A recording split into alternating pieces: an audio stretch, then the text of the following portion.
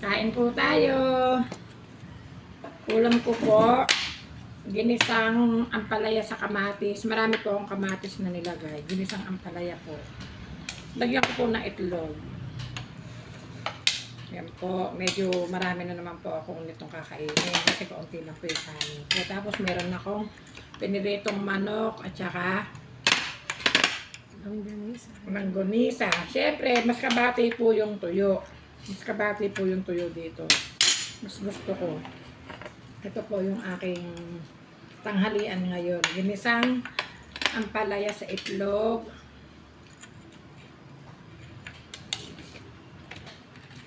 Ito po ang aking tanghalian.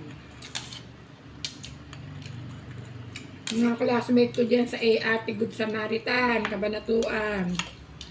Edna Salvador ng Isabela. Santiago Isabela. Kamusta ka na? Classmate, kain ka na. O, sabi mo, sasabay ka sa akin. Tsaka sa Kapitana Lorna Salvador ng Santiago Isabela. Kamusta ka na, classmate? Mga classmate ko dyan, alam ko naman, pinapanood nyo ako lagi. Kaya ayan, o, sabay na kayo.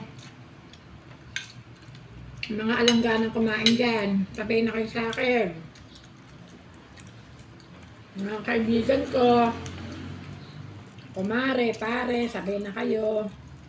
Ayan o, ang palaya. Sarap. Mas masarap yung kabate na tuyo. Kasi maalat-alat siya, siya na pinakapatis ko.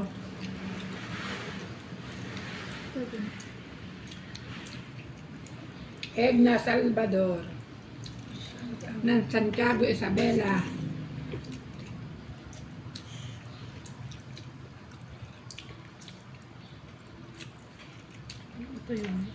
At si Kapitana Lorna Salvador. Nakalimutan ko na apelyido ni Lorna eh.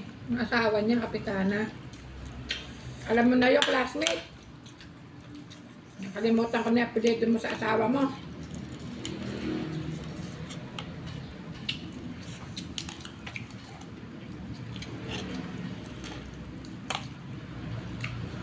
Classmate Marvin Musky, tara na, kain ka na oh.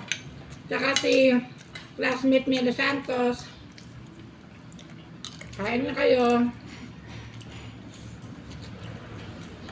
Si Konsihal Jerry po ng Muñoz, Nueva Ecija. Kain ka na, classmate. Pupunta ulit ako sa inyo ah.